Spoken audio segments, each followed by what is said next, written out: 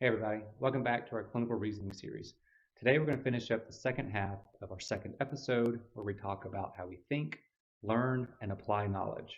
Okay, if you remember, in our last session we spent most of our time talking about learning theory, and we covered dual cognitive theory, and we discussed how type 1 and type 2 thinking and how that can apply to clinical reasoning. And we also talked a little bit about cognitive load theory, which we'll touch on again today. But what I really want to talk about today are these terms, okay?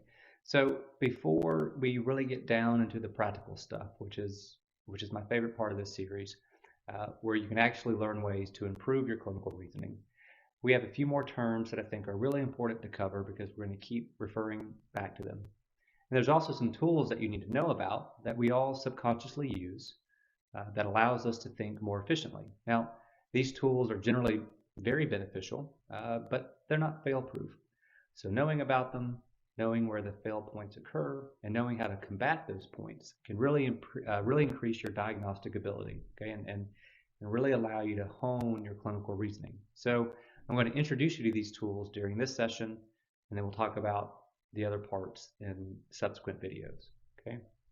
So you probably already recognize the first two terms, which we covered in depth during our last session, but I do want to review them again just briefly.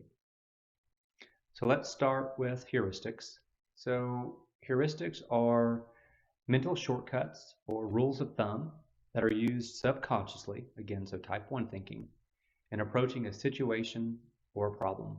The example I used in our last session was brake lights. So if you're driving down 65 and every car ahead of you all of a sudden slams on their brakes, or you see their brake lights light up, you need to be doing the same, right? Or at least preparing to tap on your brakes. So it's done subconsciously. It's an automatic reflex. You're presented with the data, i.e. brake lights up ahead, and you have output, i.e. I'm going to tap my own brakes. Okay, so let's look at a clinical example of that. So whenever you see a patient with a single swollen joint and they have fever, our mind immediately goes to septic arthritis, right? And in most cases, you're going to be right, okay? But using heuristics alone, without double checking your work, so to speak, you're going to be very prone to mistakes, okay? And we'll talk more about that later. All right, so let's move on to chunking. Now remember, chunking allows us to use less short-term memory by combining multiple pieces of information into a single entity. Okay, so here's the formal example. And the example we used last time was sepsis. Okay, but here's another one. Let's take heart failure and talk about how we can chunk with heart failure. Okay, so the experienced clinician will see these 6 terms that you see here in light green and immediately recognize that they're all related, and they're going to chunk them together into a single entity of congestive heart failure. Okay, now this allows them to significantly reduce their cognitive load, because instead of dedicating parts of their brain to each of these individual entities, it all falls nicely into a single bucket of heart failure. Okay, so let's look at it in a different way. So as I've said previously, our short-term memory really can only handle about 7 units of information. Okay, and that's kind of represented by these dashes here. Now, that ability is true regardless of your intelligence, regardless of your experience. Okay, so to illustrate this, let's compare an inexperienced student to an attending. Okay, so using our heart failure example, this is what our medical students' short-term memory might look like. Okay, so not only do they have limited short-term memory available to use, they're really putting themselves into cognitive overload because they don't recognize these different entities as being related. Okay, so they're treating each of these pieces of data as a separate problem, and they're trying to develop a differential for each symptom, and they're wondering if they need to ask the patient more questions about that particular symptom. It's really mentally overwhelming for the inexperienced person because they can't reduce their cognitive workload by chunking. Okay? Now, the experienced clinician, on the other hand, immediately recognizes the relationship between all of these symptoms and pours them all into this heart failure bucket like we talked about. Okay, so anything else that they hear from the patient or from the resident or APP who's presenting a case to them, if it's consistent with heart failure, kind of just ignore it or they throw it in that bucket. This allows them to preserve the rest of their short-term memory, to really focus on things either that don't quite fit or maybe a little bit more atypical. So they can devote their attention to other things that aren't directly related to any of the entities that fall into this bucket. Does that make sense? And can you see how that can greatly reduce your working memory or greatly increase the availability of your working memory and decrease your cognitive workload? Right, so that was heuristics and chunking. Now let's move on to some of the new stuff and talk about semantic qualifiers. So semantic qualifiers are abstract, often binary terms that help specify the meaning of a symptom, sign, process, or disease in order to help you organize or chunk that information. Okay, let me show you what I mean. So here's an example. A 42-year-old male presented with his third episode of sudden onset stabbing chest pain worsened by deep inspiration. So you take that, and by using semantic qualifiers, it becomes this. A 42-year-old male presents with recurrent acute pleuritic chest pain. Okay, and those words in bold are the qualifiers that clarify and simplify the presentation. Okay, and it quickly narrows your differential. And now you guys use these all the time. Okay, some of the common things that we use that are semantic qualifiers are things like gradual versus sudden, right versus left, unilateral versus bilateral, intermittent versus constant, stable versus progressive. Okay, so I like to think about, or I like to think semantic qualifiers as intersections within my diagnostic roadmap. Okay, so they're going to tell me if I need to turn left or right to ensure that I'm going down the right pathway to arrive at the correct diagnosis. Okay, so the differential of chronic chest pain is going to look a lot different than the differential for acute chest pain, even though there might be some overlap. Okay, these are major decision points within your diagnostic tree. Okay, so here's another way to look at semantic qualifiers. So say a patient mentions to you that they've got a cough, and these four diseases, among many others, I'm sure, come to mind. But as the patient is giving you, or as you are creating semantic qualifiers, you're narrowing your differential considerably, and it's going to shift which further questions you might ask or which things you might look for on exam. So for example, say the patient says, yeah, it's been going on for 9 months. That's going to make pneumonia a little bit less likely, going to make a PTE a little bit less likely, and you might focus on things like cancer and CHF. Or say they've had a fever. That makes CHF much less likely. The other three can cause fever, but now you can start asking questions to try to tease out which is the most likely. Okay? All right, let's move on to illness scripts. So illness scripts are a mental model that categorizes a specific disease by its clinical findings, risk factors, pathophysiology, and natural history. Okay?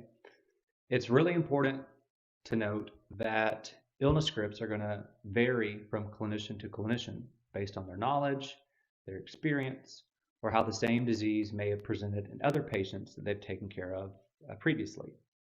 Okay? Now, how I like to think about illness scripts is that they are what tells the story of an illness, and it describes the way an illness is expected to behave. So they're going to incorporate who gets it, how it presents with respect to time, and how it presents with respect to key features. Okay, so at its core, illness scripts will consist of epidemiology and risk factors and pathophysiology and clinical manifestations such as the time course, symptoms, physical exam findings, that kind of thing. So let's look at this a little bit further. So illness scripts are sometimes confused with the definition of a disease. It's not a definition, it's the story of the disease. Let's look at an example to clarify the difference. Okay, let's use EGPA. So the disease definition is a systemic vasculitis characterized by asthma and eosinophilia. whereas the illness script, or the story of this disease, okay, is an otherwise healthy patient develops fairly severe asthma in their mid-30s. This patient often has multiple asthma-related hospitalizations each year. In their mid-40s, this patient presents with several weeks of constitutional symptoms, and ultimately, nervous system and skin involvement becomes evident. Okay, so a third-year medical student could likely give you a disease definition, or at least pick it out from a multiple choice question. On the other hand, to build as thorough of an illness script as what's shown here takes years of experience. But where this is helpful is, instead of just being able to pick out the definition on an exam, an expert diagnostician would consider the diagnosis of EGPA, whether they are encountering the patient during their first hospitalization, when they're in their 30s and they come in for asthma, or much later on when they come in with weird neurological or dermatological symptoms. Okay, so it's that experience that allows them to build this illness script so they can pick it up at different points along the story. Okay, and because experienced clinicians know the whole story, they read the book, it doesn't matter what chapter the patient presents to them in, they're able to recognize the title of the book. Okay, so let's talk about how that might happen in practice. So say you are initially seeing a patient, and they're going to be giving you verbal and nonverbal cues that immediately activate a variety of different illness scripts that you've built up over time. Okay, say the patient says, "Hey, I'm short of breath." You immediately got your 12 or 15 different illness scripts that include shortness of breath. And so when you think of those 12 to 15 illness scripts, we call that script activation. Now, usually this is done effortlessly and subconsciously. Now, if the patient becomes more complex, or if you're not quite familiar with what could be going on, then it's a little bit more intentional. But usually you have script activation, which is entirely subconscious. But as you continue to ask questions and examine the patient or look through the chart, that's going to allow you to start script sorting. Okay, and so you're going to be sorting your illness scripts from most likely disease to least likely disease based on the patient's answers or their exam findings. Okay, and by comparing and contrasting those 12 or 15 illness scripts that you brought up that are at your disposal. Okay, so eventually, that's going to allow you to arrive at the presumed diagnosis. So you can see that the more robust your illness scripts are, the more illness scripts you have, the more likely you're going to get to your diagnosis. Okay. Now, this is not the only way that we diagnose patients. Okay. Sometimes we haven't yet built an illness script that's appropriate, or maybe we have to arrive at our conclusion through a different manner. And we'll talk about how we diagnose patients when we haven't yet built illness scripts. We'll do that later. Okay, but through script activation and then through script sorting, we most often arrive at the most likely diagnosis.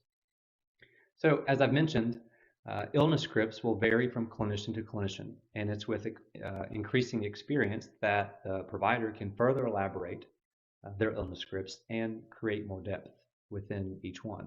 Okay, so using our story analogy, our illness scripts are able to grow from little pamphlets to tomes. Okay, let me show you what I mean. So here's an example of a third-year medical student's illness script for lupus. Okay, so they know that young women typically get it. Onset is usually gradual. They might find red and swollen joints on exam, and patients may complain of morning stiffness. Now compare that to an experienced hospitalist. Okay, so they know that women are more likely to get lupus, but men can too. They have a general idea of what the age range looks like. They know that it's gradual onset, but they understand that it's often measured in years, not weeks. They too know that morning stiffness is common, but they have a little bit more depth to the symptom, and so they can ask the right questions to get the patients to give you the answer that you're looking for. And they know that it involves swollen, red, painful joints, but they have a better idea of which joints might be involved. And they know that, on year 1, they might see a little bit of a swelling in a joint, but by year 20 or 30 of a patient having this disease, maybe they've got some deformities or some subluxations. Okay, so it's the same disease, but you can see how it's much more developed for the experienced clinician And so if something is presenting a little atypically or a little bit differently, they're much more likely to pick it up. And you can imagine what an experienced rheumatologist illness script might look like for lupus, and why they're going to be more likely to pick up the nuances of the different diseases.